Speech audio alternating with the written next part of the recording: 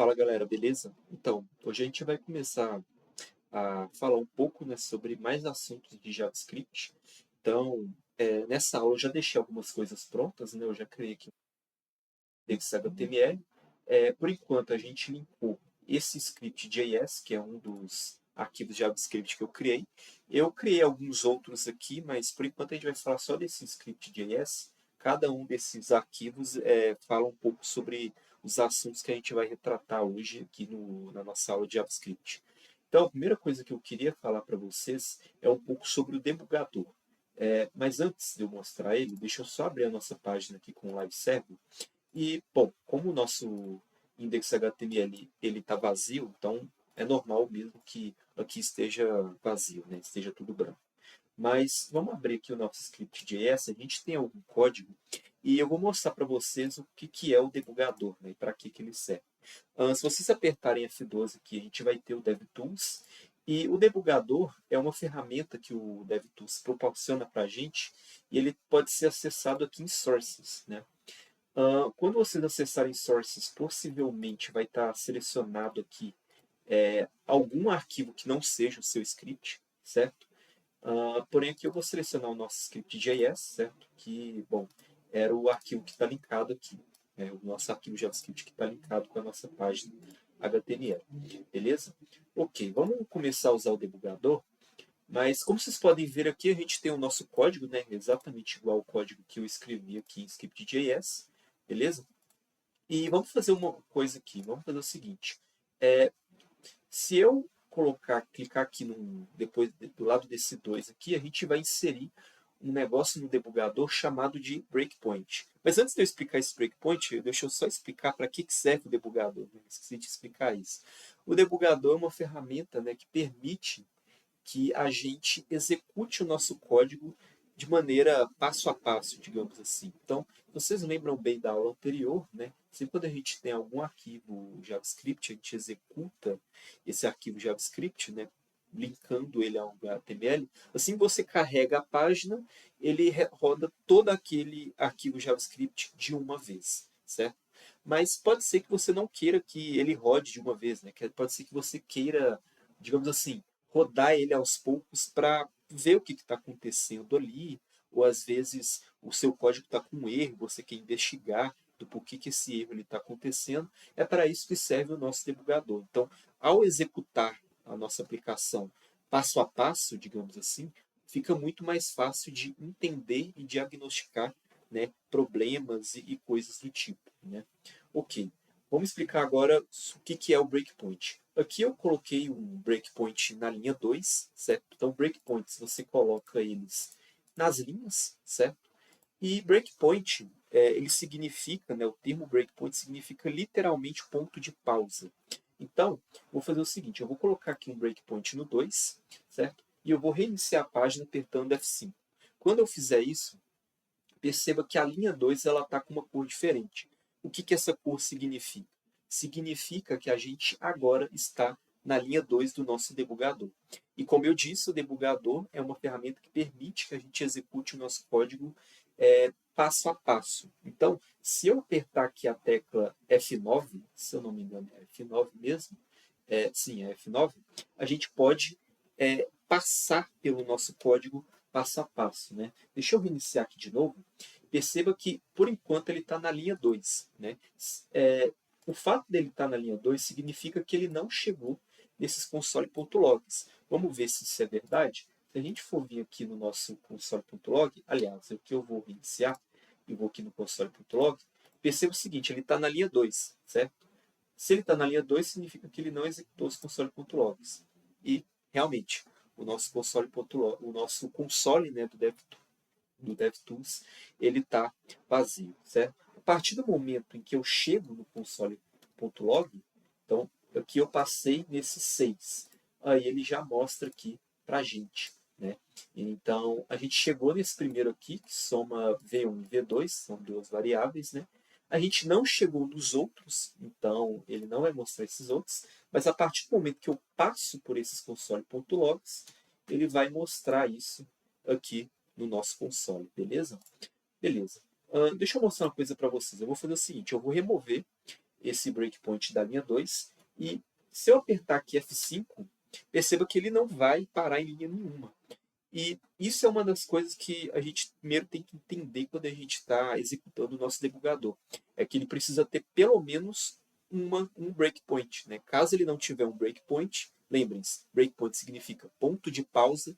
Se ele não tiver, ele não vai pausar. Então ele só vai passar pelo código direto e executar todas as linhas, como a gente pode ver aqui. Né?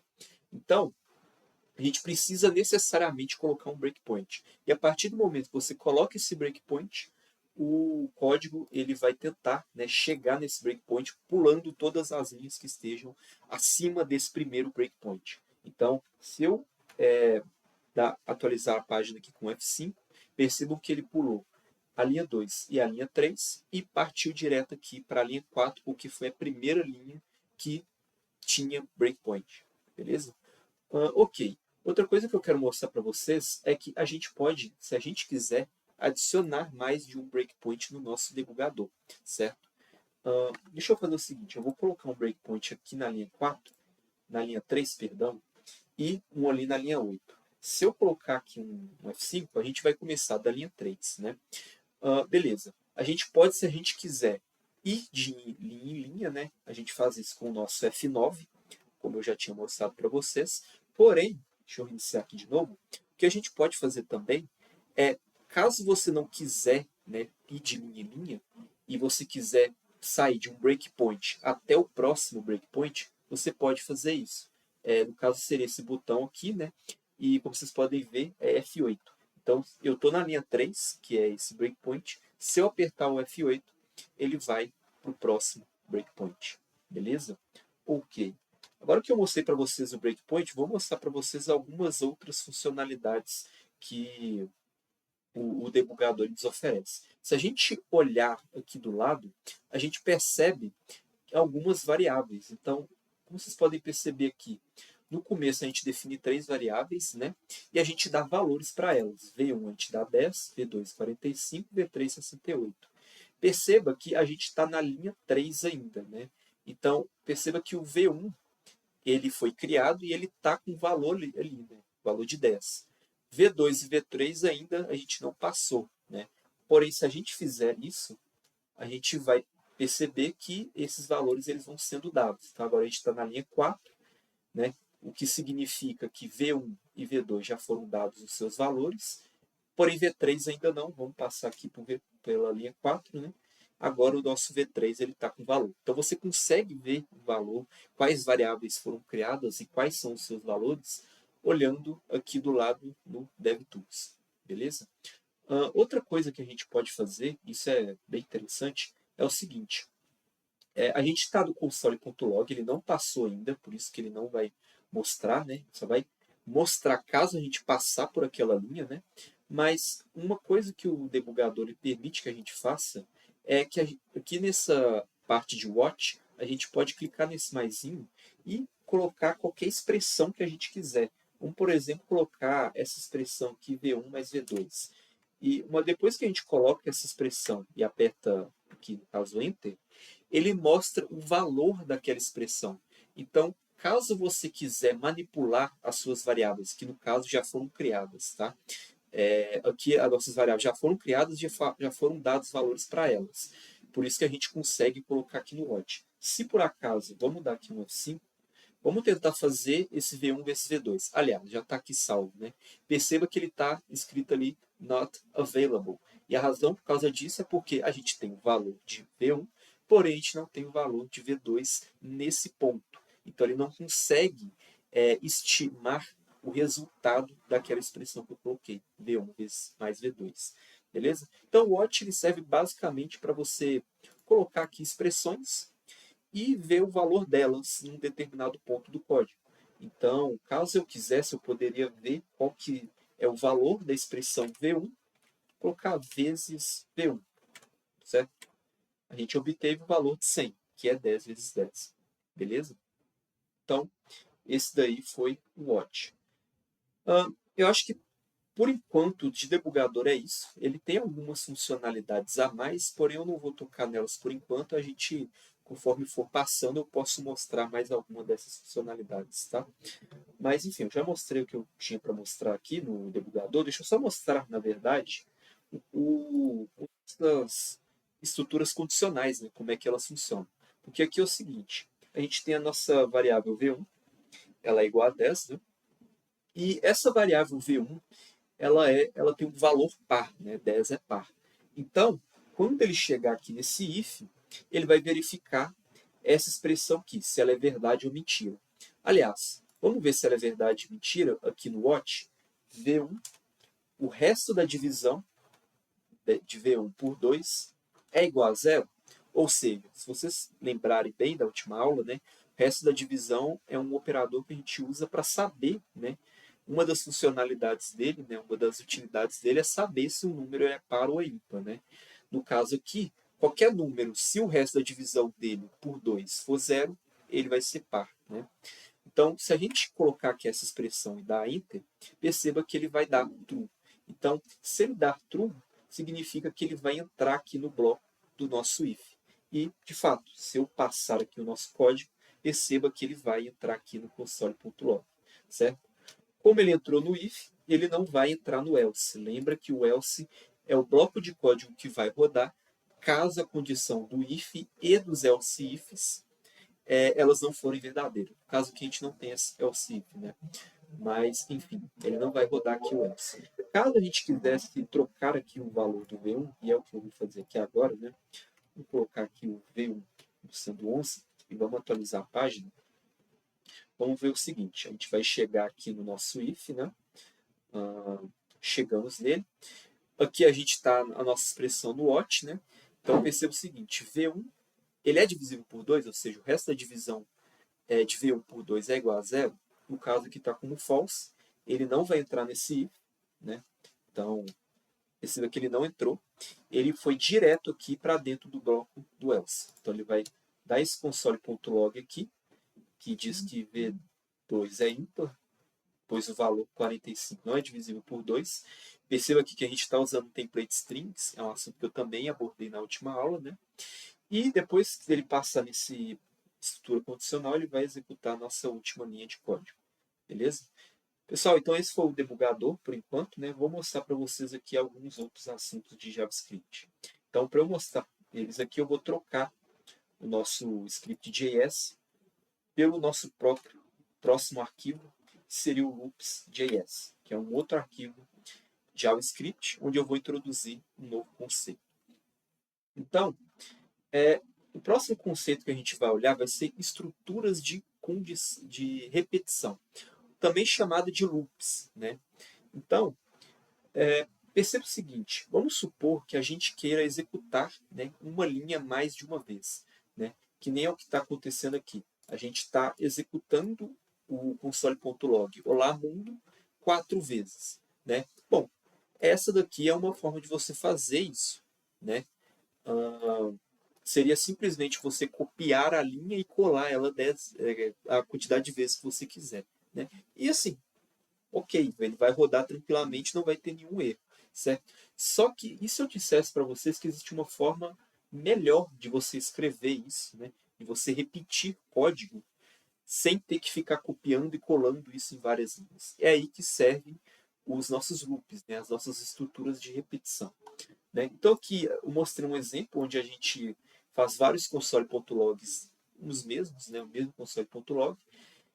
E aqui eu estou mostrando o console.log onde a gente faz uma espécie de não está realmente repetindo, como vocês podem perceber.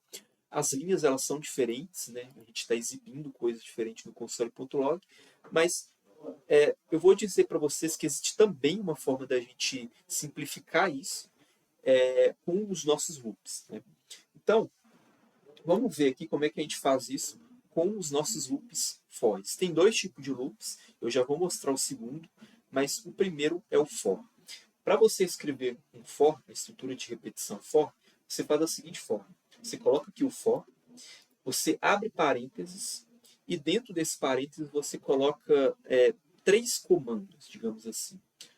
O primeiro comando é o que vai ser feito antes daquela estrutura de repetição ela começar. Então, antes da gente começar o nosso loop, a gente vai criar uma variável i e a gente vai dar um valor de 0 para ela. Beleza? Depois da gente fazer isso, a gente vai definir a condição para que aquele loop ele continue ou termine. Então, aqui no caso, eu falei o seguinte, é i menor do que 4. Caso essa condição for verdade, ele vai continuar o nosso loop, a nossa estrutura de repetição.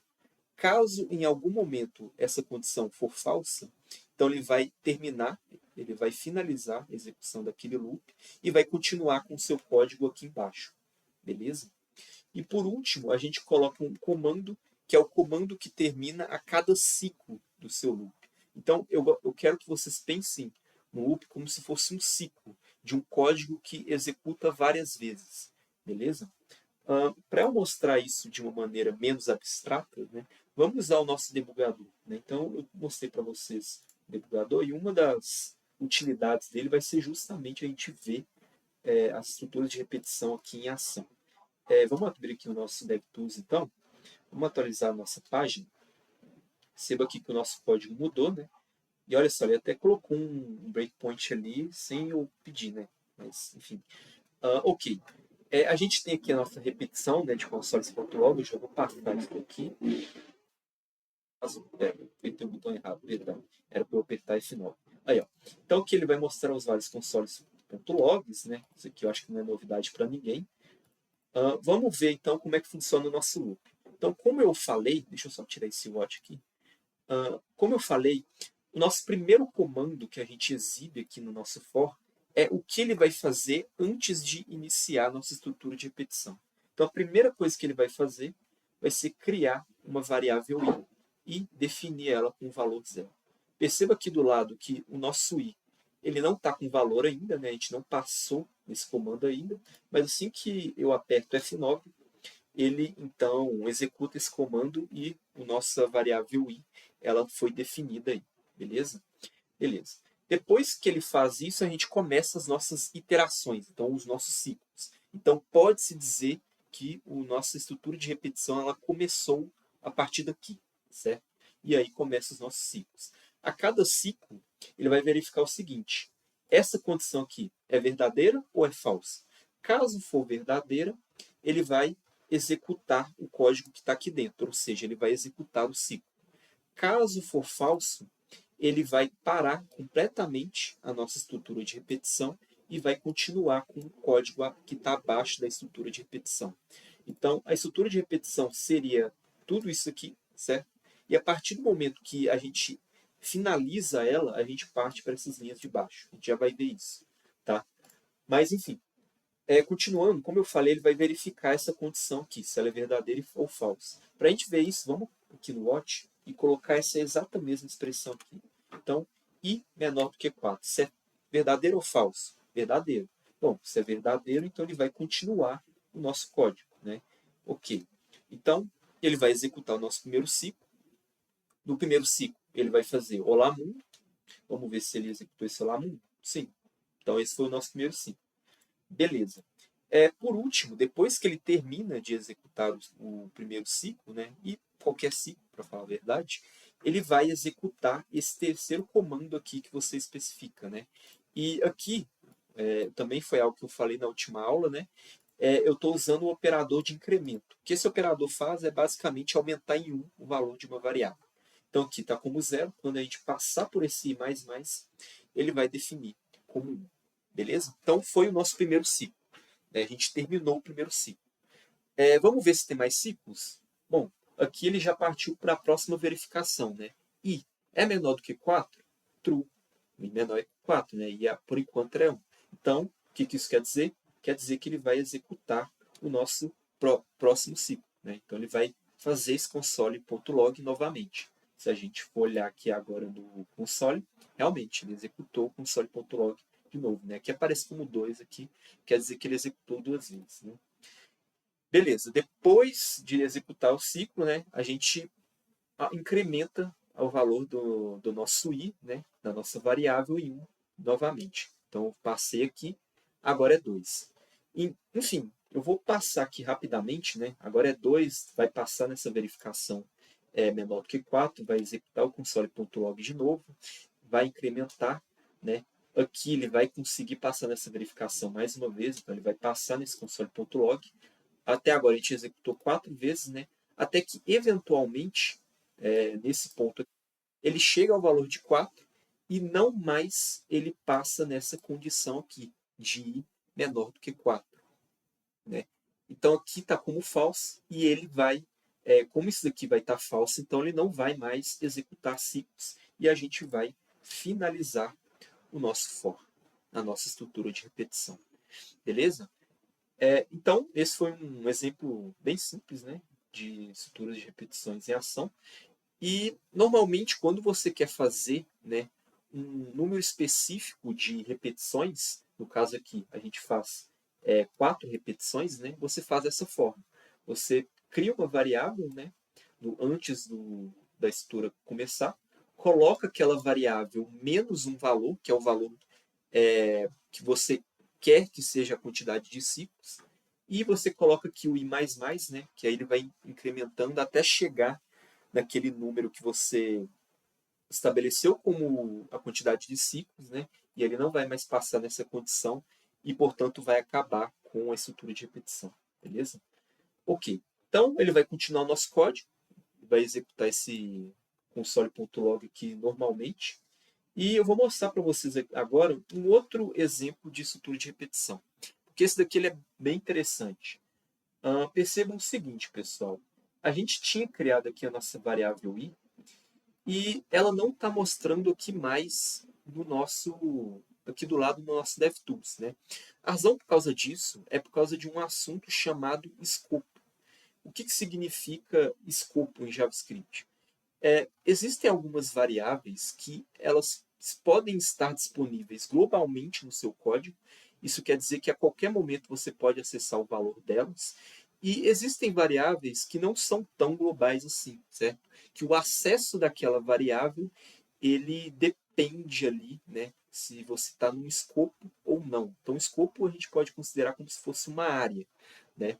E todas as variáveis que são definidas naquela área são as variáveis que vão ser você vai poder acessar naquele lugar, naquela área, naquele escopo, certo? Qualquer variável que você crie que esteja fora daquele escopo, no sentido de estar mais externo, você também vai conseguir acessar.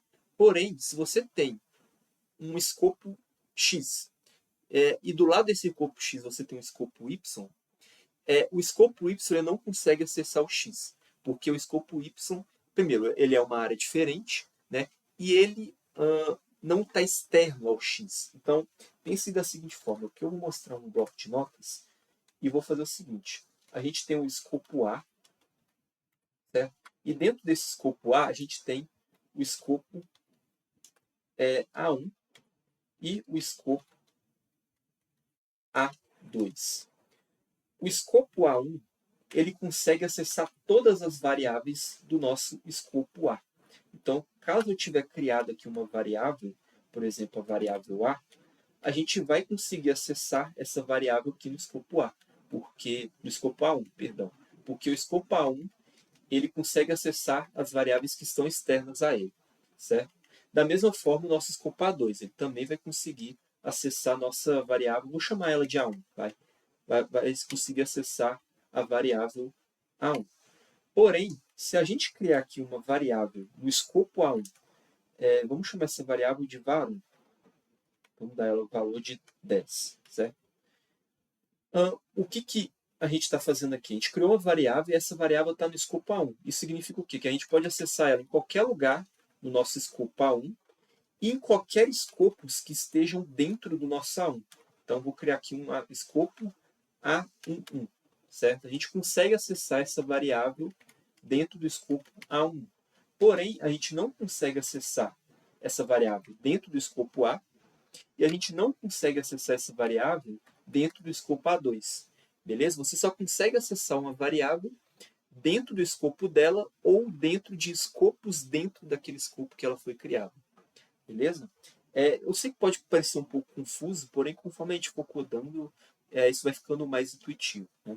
Mas eu expliquei isso tudo para você só para dizer o seguinte: quando a gente cria a nossa variável i dentro do nosso for, a gente está criando essa variável dentro do escopo. Então, uma estrutura de repetição pode ser considerada um escopo, né? Qualquer coisa que tenha chaves, e essa não é a primeira vez que vocês veem chaves, né? A gente também viu chaves sendo usada na programação em estruturas condicionais, né? Quando a gente tem if ou else, né? Toda vez que vocês têm chave, aquilo ali está definindo um escopo, beleza? Então, a gente definiu aqui a nossa variável i dentro do escopo da estrutura de repetição. O que isso quer dizer? Isso quer dizer que a gente vai conseguir acessar essa variável dentro do nosso for e dentro de qualquer escopo do nosso for. Você pode ter escopos aninhados, como vocês já devem ter percebido, né? O que seria um escopo aninhado? Um escopo dentro de outro, né? Porém, qualquer outro escopo, ou seja, que esteja externo a ele, você não vai conseguir acessar essa variável i, beleza? Ok. Beleza. Vou mostrar o segundo for aqui para vocês. A gente vai precisar de todo esse conhecimento de escopo, por isso que eu fiquei explicando ele. Aqui a gente faz o seguinte: a gente criou a nossa variável j, estabeleceu ela como tendo valor zero, né? Então é o primeiro passo que ele vai fazer aqui dentro da nossa estrutura de repetição, né? É o que vai executar antes dos nossos ciclos começarem, né? E beleza, definimos o nosso primeiro passo, né? Vamos ver aqui a seguinte condição, né? J menor do que 5. É o que ele vai verificar antes de cada um dos ciclos começarem, né? Eu vou colocar aqui o nosso watch, J menor do que 5. Perceba que a nossa primeira expressão que a gente tem colocado, que a gente tinha colocado, ela não está mais disponível, né? Justamente porque a gente está no escopo onde a variável i ela não é acessível, tá? Então eu vou até tirar isso aqui. Vamos deixar só esse j menor do que 5, né? A variável j está acessível a nós porque a gente está dentro da nossa estrutura condicional. Então, a gente está dentro do escopo onde o j foi definido, certo? O nosso j ele é menor do que 5? True. Ele é menor do que 5 porque, por enquanto, ele é 0. Beleza? Continuando aqui, a gente executa essa linha.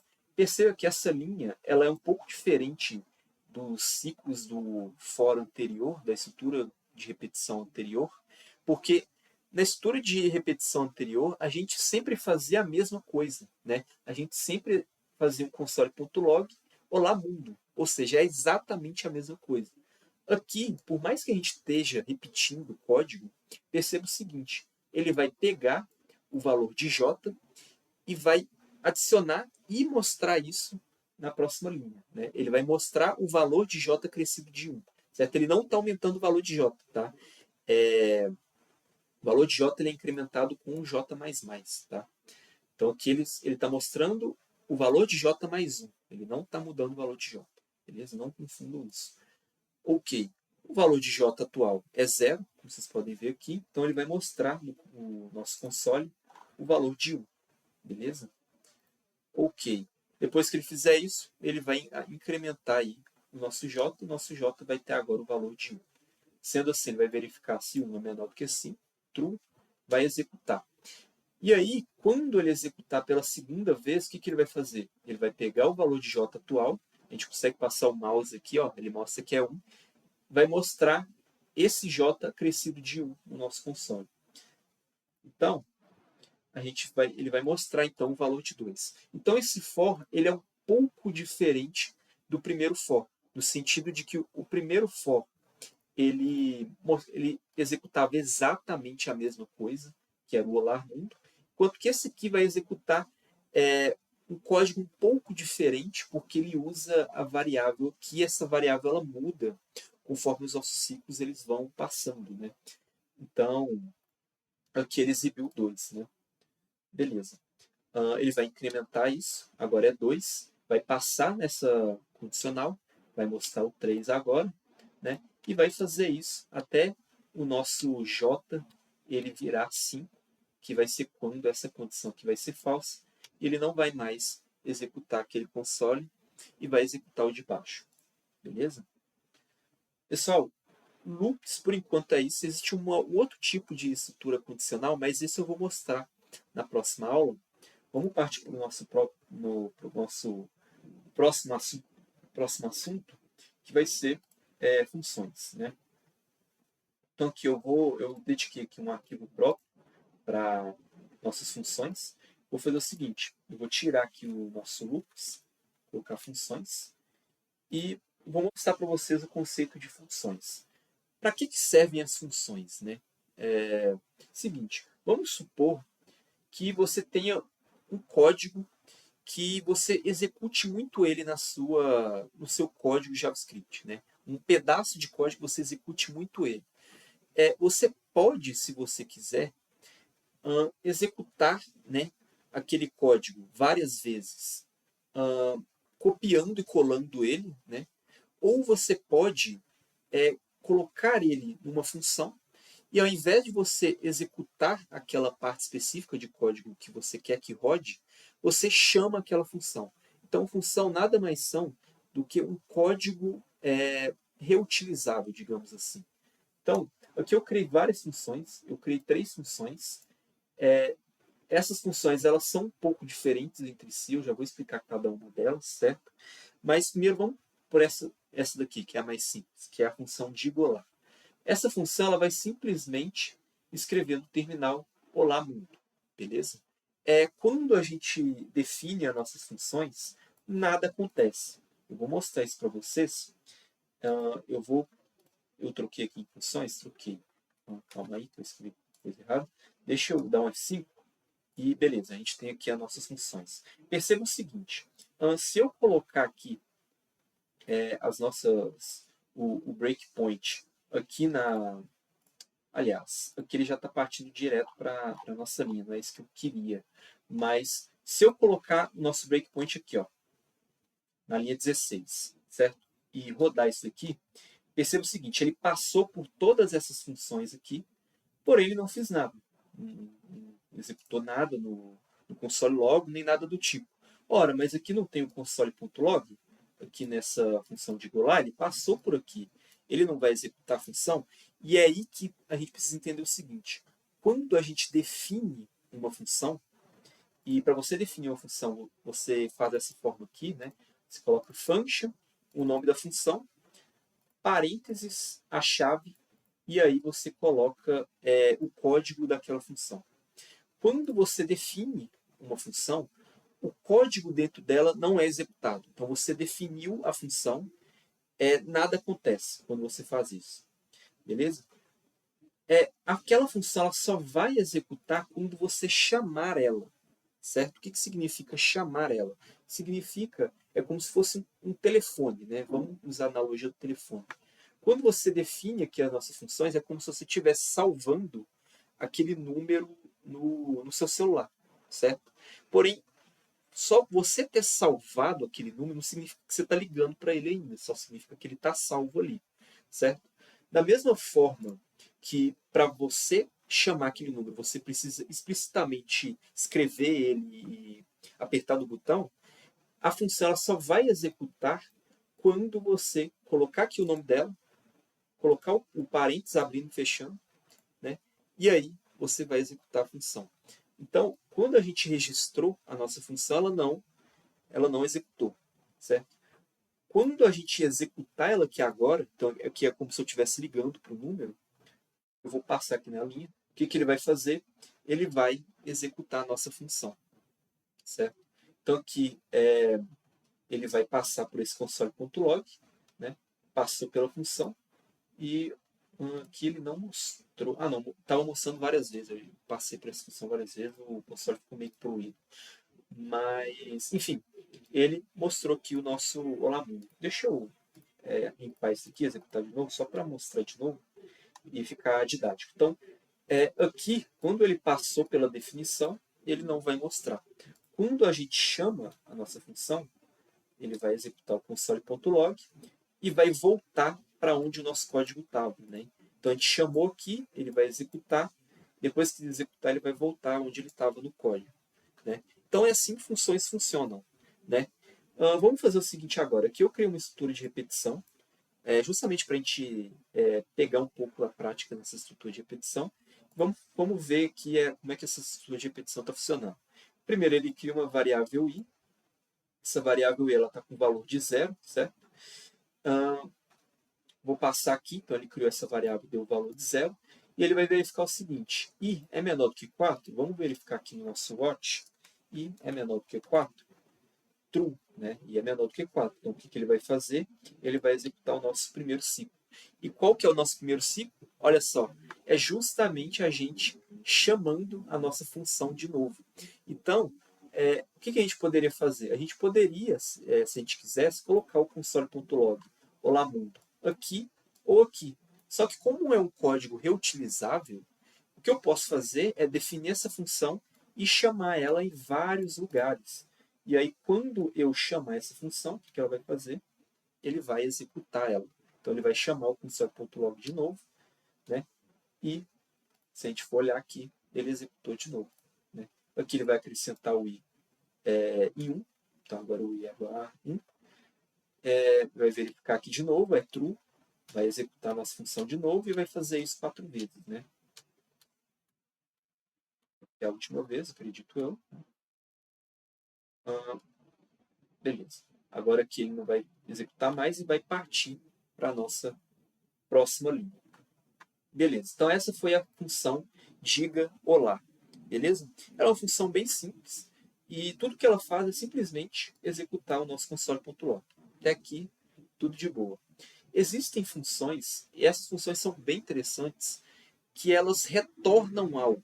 Então, até agora, a gente estava trabalhando com a função de golar. Ela simplesmente executava um código aleatório que você colocava ali. A nossa função pi, ela é uma função interessante porque, olha só, ele tem aqui esse return e um valor aqui. O que vai acontecer? Toda vez que você chamar aquela função, ele vai executar o código que está dentro daquela função. Uma função ela pode ter várias linhas, tá? Então, aqui eu poderia, por exemplo, chegar aqui em funções e antes dele retornar aquele valor, eu vou colocar primeira linha da função. Primeira linha da função. Tá?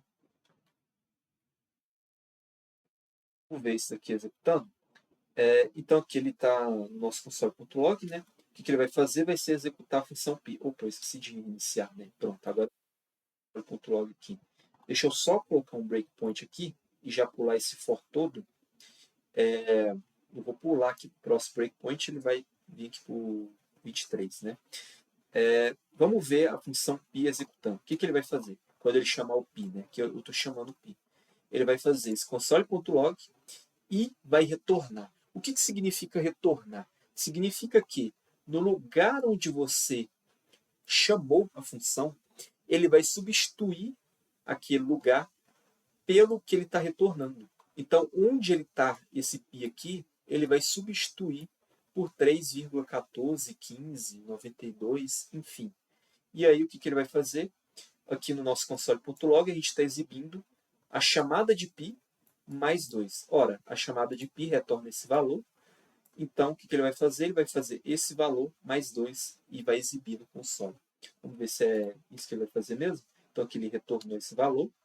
Ele vai exibir esse valor mais 2 e a gente vai ter aí esse valor mais 2. Né? Então, isso é uma forma da gente usar funções que retornam algo, né?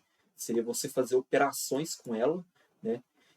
Outra coisa que vocês podem fazer, se vocês quiserem, é você guardar o retorno numa variável, tá? Isso também é permitido. Então, aqui eu crio uma variável pivar e o valor dela vai ser o que a função pi for retornar, né? O que a nossa função pi está retornando é esse daqui. Então, deixa eu passar aqui. Ele vai executar esse console.log e vai retornar isso daqui. Quando ele retornar isso daqui, então, ele vai dar o valor, aqui ó, o pivar, do retorno, ou seja, 13,14, enfim. Beleza. Então, esse foi o nosso segundo tipo de função, né? São as funções que retornam algo. Vamos ver o nosso terceiro tipo de função. É um tipo de função bem interessante que são as funções que recebem parâmetros. Como é que essas funções elas funcionam? Elas funcionam da seguinte forma. Você coloca aqui, né, function, nome da função, normal, né? E aí vocês colocam dentro desse parênteses um negócio que a gente chama de parâmetro. Esse parâmetro, a função ele vai pegar ele e vai fazer alguma operação, né, com ele dentro da sua função. Então aqui, a nossa função elevada ao quadrado está recebendo o parâmetro novo. Beleza? Vamos ver o que acontece dentro da função. Ele retorna número vezes número. Então, se a gente rodar essa função aqui, ó, elevado ao quadrado, e perceba que antes, quando a gente estava definindo funções, a gente estava simplesmente chamando aqui, abrindo e fechando parênteses, né? Agora a gente está passando valores, né? Então aqui a nossa função elevada ao quadrado, ela recebe um número e faz alguma coisa com esse número. Então aqui a gente está passando um número, e esse número é o número 4. Tá? Lembrando que o parâmetro, você pode colocar o nome que você quiser. Tá? A gente poderia vir aqui e colocar no 1, certo? E aí ele vai pegar esse valor e fazer o que ele quiser. Então aqui, por exemplo, eu vou colocar no 1 vezes 1. Beleza? Vamos reiniciar isso aqui. Olha lá, agora está no 1. Tá? Você pode colocar o nome que você quiser para o parâmetro. O parâmetro nada mais é do que um tipo de variável. Tá? Ela é uma variável que ele está limitado aqui ao escopo da função. Ou seja, vai ser uma variável que vai ser criada, digamos assim, temporariamente, certo? E assim que a sua função terminar, aquela variável vai parar de existir, não vai mais poder ser acessada. Tá?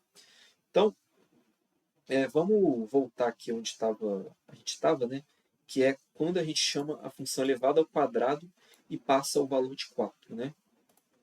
Opa, peraí, eu apertei F8, F8 é o de pular o breakpoint, calma lá. Aí, ó, vamos chegar aqui onde estava o nosso elevado ao quadrado. Deixa eu só chegar lá, calma aí.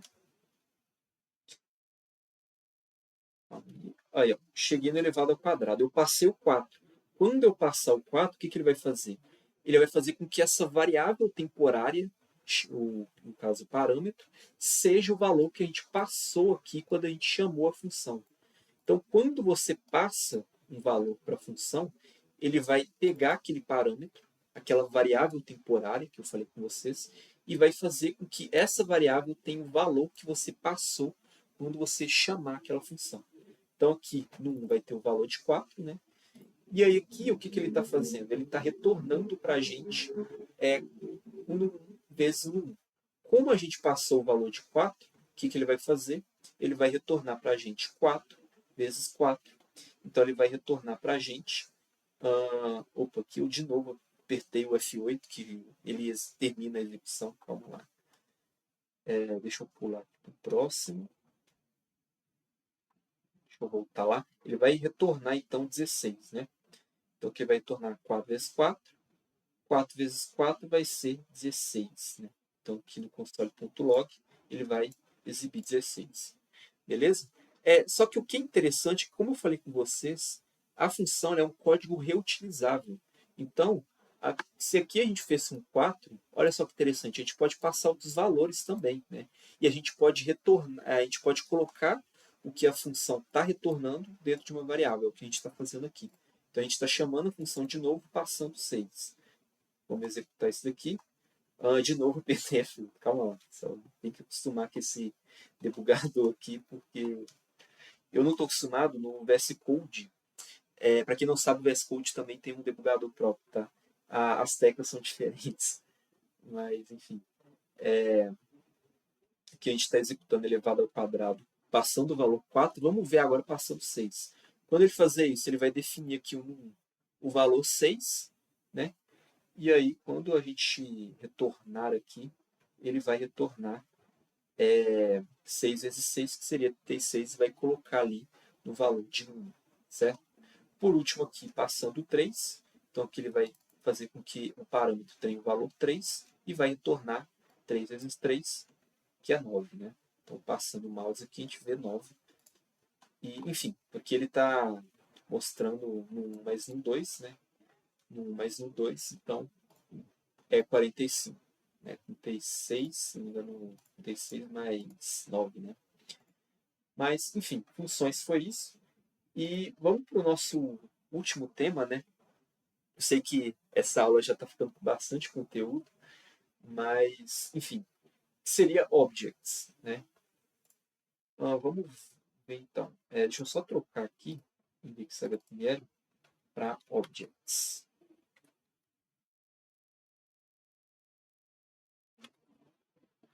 Beleza. Vamos lá então. O que são objects? Eu, até agora, para vocês, mostrei vários tipos de variáveis, né? Eu mostrei para vocês o tipo number, que quando você tem um número, né? Então, calma que eu esqueci de dar um valor, né? Um nome para essa variável, né? Mostrei as strings, que são uma cadeia de caracteres, né? Vou colocar essa variável aqui V2. Essa é uma cadeia de caracteres. Mostrei para vocês o boolean, né? Enfim, mostrei vários tipos de dados que vocês podem armazenar aí em variáveis, né? Então aqui eu vou colocar false. Só que o que eu não tinha mostrado para vocês até agora é o objects. Como é que funciona os objects, né? O objeto do JavaScript? Ele é basicamente um tipo e ele é mais interessante do que os outros, né? Porque ele permite que a gente armazene uma coleção de dados. Então aqui eu criei uma variável. Essa variável ela é do tipo object. Para você criar um object, você faz da seguinte forma: você coloca aqui as suas chaves. Dentro das suas chaves, você vai colocar o que a gente chama de propriedades. Então aqui a gente tem um object.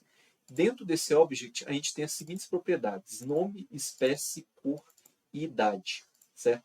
E aí, para cada uma dessas propriedades, você dá um valor. Então, o object ele é como se fosse uma variável com várias variáveis dentro dela, certo? Essas variáveis dentro é o que a gente chama de propriedades. A gente poderia, se a gente quiser, fazer isso daqui, ó. Const nome é igual a Snoop. E aí, const espécie é igual a cachorro. Você poderia, se você quiser, criar variáveis separadas para armazenar esses valores, se você quiser. Porém, o object ele tem uma vantagem com relação a essa outra abordagem que a gente estava fazendo, que é simplesmente você organizar isso num lugar só, né? Então, ao invés de você ficar criando variáveis separadas para colocar esses valores, né? Que quando a gente for criar essa variável, a gente tem que colocar ponto e vírgula, né? E vamos lá, que não está indo ponto e vírgula. Aí. Porém, quando a gente coloca as propriedades, a gente separa uma propriedade por outra por vírgula, e aqui é ponto e vírgula, né? No caso, quando é variável, né? Mas, enfim, como eu estava dizendo, você até pode criar variáveis e fazer essas variáveis tendo ali, né, os valores separados e tudo mais. Porém, o object ele tem a vantagem de você organizar isso em um local só, né? Isso é particularmente interessante quando a gente tem que esses valores eles estejam relacionados entre si, né? Então, a gente tem aqui o Snoop é um cachorro, esse cachorro é um cachorro branco, a idade é 75. Percebam que esses valores eles estão relacionados entre si. Então, faz muito mais sentido, ao invés de a gente organizar eles em variáveis separadas, colocar eles num lugar em comum. E esse lugar em comum é o que a gente chama de objects, né? Então, basicamente para isso que o object ele serve no JavaScript, né? Você tem um lugar ali onde você vai armazenar uma coleção de dados, e essa coleção de dados, os valores, eles estão relacionados entre si, beleza? Beleza. Ok, deixa eu ver se eu coloquei aqui o objects. Aqui está object. Deixa eu linkar corretamente, que é com S, né? E vamos rodar aqui o DevTools para ver o seguinte. Vamos lá, deixa eu só ver o que está fazendo. Vamos aqui no Object, vou colocar aqui um breakpoint no console.log. Vou dar F5. Aqui eu estou fazendo o console.log no Objects. Vamos ver o que acontece quando a gente tenta exibir no terminal um Object. Aqui eu vou dar F9, né? Olha só o que ele exibe. Ele exibe o object. E aí, perceba que aqui a gente tem a nossa setinha, né? E aí, a gente consegue ver cada uma das propriedades daquele object. Então, o nosso object ele tem aqui, né, a propriedade cor branco, propriedade idade 75, propriedade nome Snoopy e propriedade espécie cachorro. Beleza? Como vocês devem ter percebido, as propriedades elas não precisam ser do mesmo tipo, né? A gente tem aqui algumas propriedades que são do tipo string, né, o valor delas, e tem umas propriedades aqui que são do tipo number. Né? Outra diferença entre propriedade e variáveis, né, já fiz um comparativo entre elas, mas é que a gente define elas por meio de 2 pontos. Né? Variável a gente define com igual. Então essa é uma outra diferença. Beleza. Uma coisa que a gente pode fazer é que, ao invés da gente querer acessar o objeto como um todo, a gente pode querer acessar alguma propriedade específica. Né? Então, vamos supor que eu queira que exiba apenas o nome desse objeto aqui, animal. Né? A gente pode fazer isso por meio do ponto. Então, quando você coloca um objeto ponto, o que você está dizendo? Você está dizendo o seguinte: olha, eu quero a propriedade daquele objeto. Qual propriedade? Aqui você bota o nome da propriedade. Né? Então, a propriedade nome. Vamos ver o que ele vai fazer? Voltando aqui no nosso debuggador, né? A gente acabou de passar, né? Que ele vai mostrar simplesmente Snoopy, beleza? Tá, vamos para outra propriedade aqui dos objects, que é o seguinte: mesmo sendo const, e lembre bem, né? Toda vez que a gente tem uma variável, a gente pode ter variáveis let ou const, né? Variáveis let são aquelas que você consegue mudar a qualquer momento, e variáveis const são aquelas que você não consegue alterar elas. Né? Percebam que quando a gente criou o nosso objeto animal 1, a gente deu a palavra const, ou seja, significa que a gente não pode mudar aquele objeto. Só que, mesmo você não podendo trocar o objeto em si, você pode mudar uma propriedade ou outra. Então, aqui, o que eu estou fazendo? Eu estou pegando a propriedade idade do animal, né, do animal 1, eu estou definindo como simple. Eu posso fazer isso. Tá? O que eu não posso fazer seria redefinir esse objeto como um todo. Né? Aí eu já estaria violando as regras do const, né, que estabelece que eu não posso mudar uma variável. Certo? Porém, mudar uma das propriedades específicas não tem problema. Tá? Então, se eu passar aqui por esse código, ele vai rodar tranquilamente, né? E se eu passar aqui por animal, né? Perceba que animal está aqui do lado, a nossa idade vai estar atualizada aqui para cima. Beleza? Você poderia olhar tanto aqui, como você poderia chegar aqui no watch também, né? Colocar animal 1.idade. Dá Enter, e ele vai te falar qual que é esse valor. Sim. Beleza. Outra coisa que vocês podem fazer é fazer operações, né, com essas propriedades. Então, aqui eu crio uma variável idade em meses, né? E aí o que eu estou fazendo vai ser o seguinte: essa idade em meses vai ser a idade do animal, que no caso é 5, né, que a gente tinha redefinido aqui, vezes 12. Então, 5 vezes 12 vai ser, então, 60. Então, aqui ele vai definir a idade de meses como 60. Então, vocês podem fazer operações com as propriedades, não tem problema nenhum. Beleza? Então, a gente pode fazer 3 coisas. Né? A gente pode acessar, modificar ou fazer operações com os nossos objects. Né? Tem uma última característica, digamos assim, dos objects, que é o seguinte: os objects, eles são o que a gente chama na programação tipos por referência. O que significa esse tipo de referência? Eu já vou explicar. Mas antes de eu explicar, eu vou mostrar um código aqui que faz a seguinte coisa. A gente cria aqui uma variável no 1. Essa variável no 1 ela começa tendo o valor de 5, certo? E aí, em seguida, eu crio uma variável 2. Essa variável 2 ela vai ser no 1. Quando eu fizer isso, e detalhe, dá para fazer isso, tá? Eu tinha mostrado anteriormente código assim, né? Mas quando você fizer isso, o que ele vai fazer? Ele vai fazer com que num 2 tenha o mesmo valor que no 1, certo? E aí, olha só o que a gente está fazendo aqui. A gente está pegando no 1 e trocando o valor dele para 10. Pergunta: quando a gente trocar o valor de num 1, será que a gente vai trocar o valor de num 2? Porque aqui eu defini que num 2 é igual a num 1, né? Será que isso vai acontecer? Será que ele vai trocar o valor de num 2 também? E a resposta é que não. Porque, se a gente for olhar aqui, né? Aqui, ó, num 1 é 10 e num 2 é 5. Então, ele trocou o valor de num 1, mas não trocou o valor de num 2. Então, quando você faz com que uma variável seja igual a outra, o que ele tende a fazer é pegar o valor daquela variável que você está colocando aqui e dar aquele valor para ser a variável, aquela segunda variável. Só que quando você trocar aquela primeira, ele não vai trocar da segunda. Então ele faz uma cópia e dá para aquele no 2, certo? Porém, você trocar o original não significa trocar a cópia. A cópia ela continua com o valor que você estabeleceu ali no começo. Beleza? Então, quando a gente fala de number, string, boolean, todos esses tipos, eles são tipos que não são por referência. O que isso quer dizer? Quer dizer que, se você colocar uma variável igual a outra, ele vai tirar uma cópia daquilo e mudar o original não vai mudar a cópia, certo? Quando a gente fala dos objects, que são tipos por referência, a situação ela muda. Então aqui eu vou fazer o seguinte, ó, nesse código aqui de baixo, né? Deixa eu só mostrar para vocês esse fenômeno aqui do no 1 e no 2, né? Então no 1 vai ser 10 e no 2 vai ser 5.